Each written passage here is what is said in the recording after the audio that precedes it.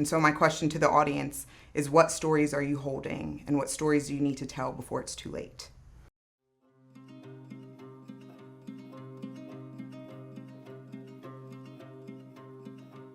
Hi, my name is Jazz, and I am an American documentary filmmaker who has had the chance to travel the world telling stories. 7 years ago, I was privileged to move to Perth, Australia, where I began my professional career as a basketball player. And for the first time in my life, I slowed down and took time to figure out who Jazz was. I trained, studied, coached, danced, produced and directed films, met people from around the world, and spent hours upon hours learning to just sit with myself. I learned so much about what made me who I am, or so I thought. You see, there was a moment when I realized something was still missing. My friends and I were documenting an event for Africa Day, and I remember seeing all of these beautiful Africans with such a pride about their homeland. They waved their flags in the air, dancing, laughing, singing, filled with so much joy and pride. And as I stood in the distance, wondering where I connected in, I realized that this joy and pride belonged to me too, but it was taken from me and my ancestors, and I actually didn't know who I was at all. I was who society told me I had to be, but now I was determined to find out the truth. After my time abroad, when I returned home, my grandmother, Doris Dunham, showed me a photo of my great-grandparents dancing in the Chitlin Circuit, and I realized I knew little to nothing about their lives either. But as I started reading, asking questions, and researching about my ancestors, their stories started coming to life, and that is where this story begins. Beyond the Ship is a docu-series that will inspire the African diaspora on the journey of unlocking their history beyond slavery, seeking the truth of their lineage that began in Africa. Through the unpacking of my journey, people from around the world will be inspired to do the same. And the truth of the matter is, we need your help to make this happen. Through research, interviews, traveling, sitting down with elders and experts, and reconnecting with our African roots, the truth will be told.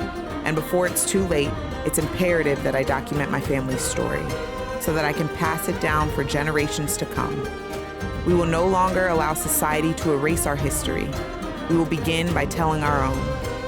And so, we ask that you come on this journey with us as we reclaim what has always belonged to us, the truth. We are the African diaspora, and it's time for us to make the journey back home. Join us on our voyage. This is my story beyond the ship, and I challenge you to find out yours.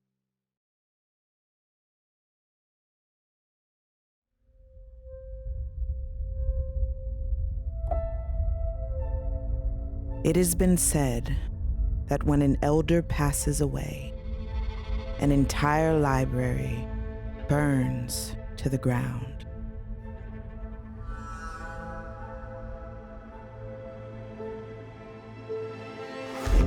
Yet these are the doors that carry the table of contents to the stories passed down by our bloodlines. These are the steps that have been walked upon as we stand on the shoulders of those who have already climbed. And as we follow our ancestors' footprints down the hallways, revealing the deep-rooted history left behind, we realize how sacred time is, as our elders await the questions that will transport us back in time.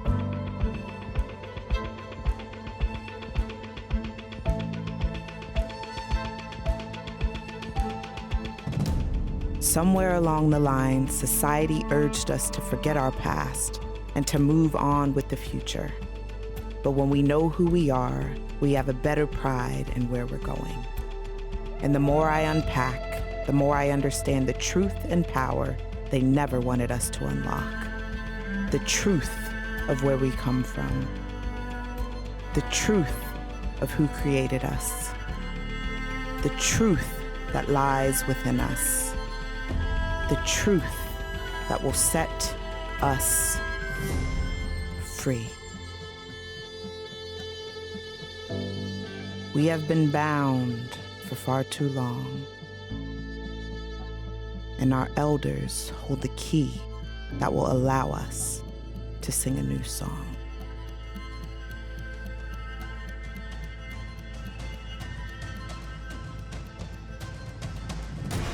From my family members who descend from and married into the same bloodline as Harriet Tubman, to my grandfather who served his country and is a son of the American Revolution and Civil War, all the way to my great-grandparents and cousin who trailblazed the entertainment industry throughout Jim Crow and the Civil Rights Movement, and my great-grandmother, the daughter of a slave and Native American woman, holding me, reminding us all that we have survived history. So in the beginning of the sizzle reel, the line that I started off with was, when an elder passes away, an entire library burns to the ground. And for me, that stands true to the fact that my grandmother was actually passing during the time of documenting this information. And so 2 years prior to her passing, we were sitting down, we were doing research for this project, and she just simply said, "Hey, Jazz, do you know that the Stokeses are connected to Harriet Tubman?" And I found myself with a tension. And the tension, there were two questions that I asked myself. The first was, why had I never heard this information? And the second was, why had I not asked the right questions? And so I found myself realizing that these were stories that I hadn't been holding. I had other family members who were holding these stories, but I myself was not a holder of this story yet. And I realized that if I did not hold on to this story, if I did not start to bring together the truth that was within my family, that these stories would be lost. And at the same time, Michelle, my cousin who you'll hear from in a moment, she was actually holding her family's history. And so between her, her sister, and her mother, Joyce, they had written a book called Beyond the Underground. And so when I started my research, I was able to find exactly how the Stokeses connected to Harriet Tubman. I was able to see my second great-grandfather's name, Leroy Stokes, in her book. I was able to see Clarence Stokes, and I was able to see images. And it just showed me that when we hold our stories together, we get a more complete picture. And so, I think it's so important that we hold stories to make a more complete picture of who we are. And I think we must hold it in order to share the information, or else it will be lost within 2-3 generations from now. And so my question to the audience is, what stories are you holding, and what stories do you need to tell before it's too late? I'd like to start off by saying I found it amazing that I had to go to another country in order to even ask these questions about my Africanness. I was in a space in Australia where the other people who looked like me were African, and they came from many different countries in Africa. And so when I was at this festival and I saw so many beautiful Africans carrying their flags and their country, and there was just such a pride and joy that I saw within each and every one of them. And I had a pride and joy, but I just didn't know which flag belonged to me. I didn't know where I belonged in the narrative that they were telling. There was something in me that felt as though I belonged, but I still wasn't 100% sure. And so I remember at the end of the event, her name was Dr. Costa, and she came up to me. She's a part of African-Australian relations. And she came up to me and she asked, we're talking. She asked where I was from. And then she went on to say, do you know where you're from in Africa? And I remember standing there with just this feeling of not shame, but just something in me like I should know this, but I don't. And so as I stood there, and she stood there holding my hands, and I'm tearing up, she explained to me what the African Diaspora was. She explained to me our connection to Africa, even though I had always known it, but it wasn't personal. It had never been personal or put to me in this way. And she said something to me that has stood with me until this day. And she said, there were those of us who left willingly. So those who were in Australia, or those who had gone willingly. She said, and then there were those of us who were taken. And she was talking about those of us who were taken via slave ships or however. And she said, but the truth of the matter is you still belong. And I remember in that moment, I wept and I cried, and I knew that there was something in me that was about to be on this journey of how what does this look like for me to actually tap into and connect back to the roots that were taken from myself, my ancestors? And what is the story that I can tell, me being a filmmaker? What is the story I can tell to help liberate others? Yeah, so when I think about Harriet Tubman, I think about her story and her resilience of going back and forth and back and forth, and the work that she did. I can't help but admire the woman that she was. Despite her being a female, despite, her putting herself in danger, a lot of men wouldn't do what she did. And she still set forth to make a change and make a difference. And so before even knowing my family connection to Harriet Tubman, I admired her. I admired who she was. So myself as a filmmaker, when I look at her, I can't help but just appreciate the work that everyone who's come before me has done. As a filmmaker, I realize that God has given me a gift. I realize that God has put on my heart that there are stories that I am going to tell and that I'm going to step out into this world to share. And I need to have the same resilience. I need to have the same fortitude that Harriet Tubman had. And there's something as well in regards to her staring fear in the face.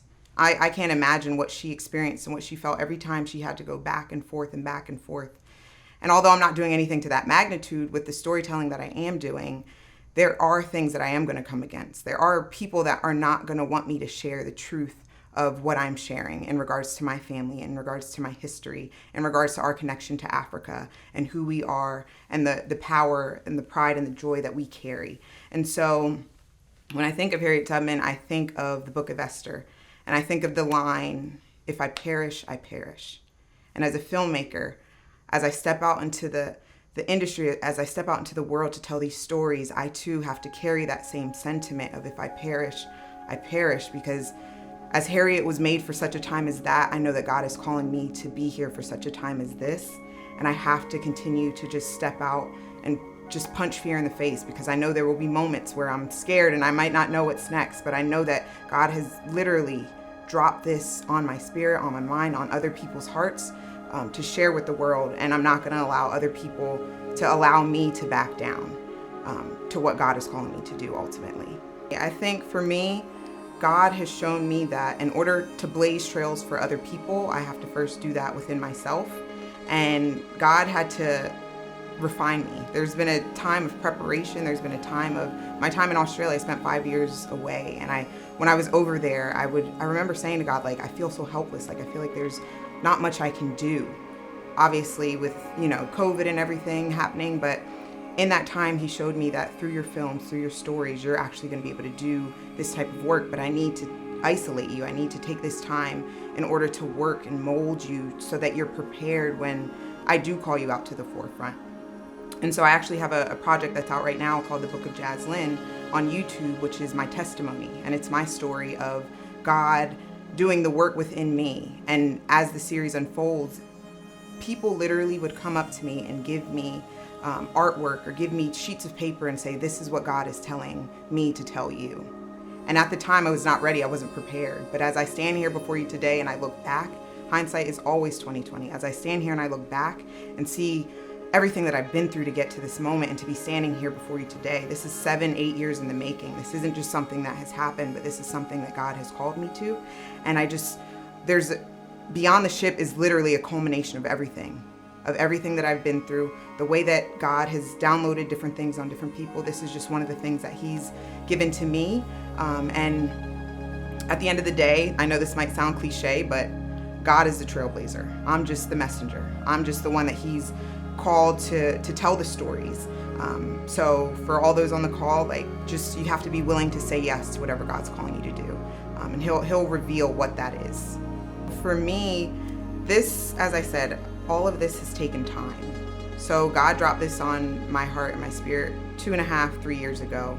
And that's when the research started. That's when sitting down with my grandmother, my grandfather, my great aunts, my great uncles, my cousins, and I would just audio record and I would start to document the stories. This isn't just something that I feel like we can rush through. There's been a lot of hurt. There's been a lot of trauma when it comes to the things that they've experienced. And so I think it's a matter of taking time and inviting them. It's an invitation for them to heal.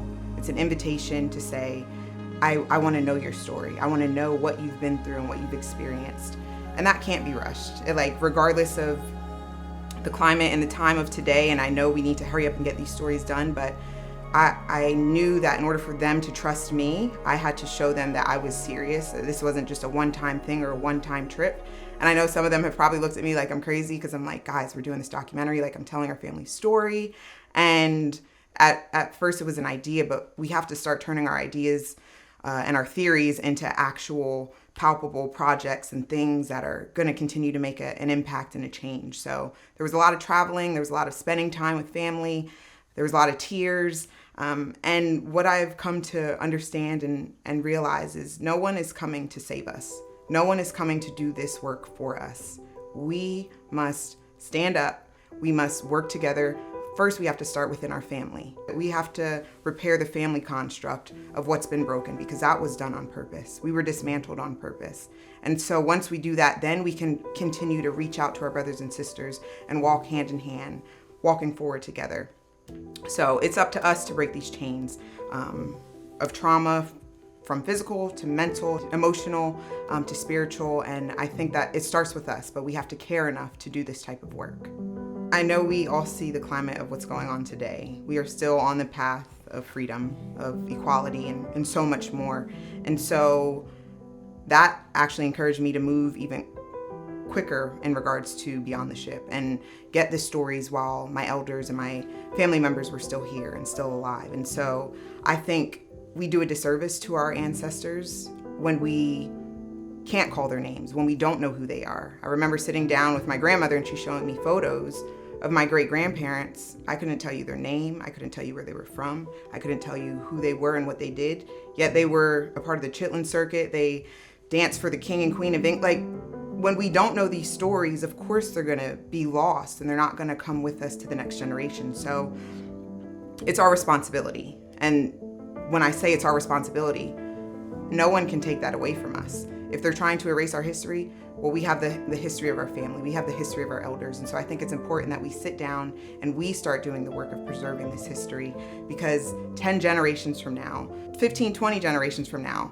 the least that your family members should be able to do is at least go back to you. I know that all of us can't connect back to Africa, or a lot of us may, not have that family tie. But if we start documenting our history now, 10 generations from now, they'll at least be able to say, I know who my 10 times great grandmother was, and be able to tell you all the history from beyond that. And so I think it's just important that as our history is being threatened, that we must become the tellers of our story. And I'll just finish with this. I know NK said that they are deliberately erasing our history. We must deliberately capture and restore our history. So it's on, that part is on us. Freedom for me in the 21st century as a Black woman is the ability to be able to tell stories without being silenced or without the rhetoric being changed. I think we as African Americans need to decolonize some of the things in which we've learned and the things that we have thought is the basis of truth. And I think we need to begin seeking truth beyond slavery. I think we need to realize where we do come from and who we are and who our ancestors are. And so we need to go beyond the narrative of slavery.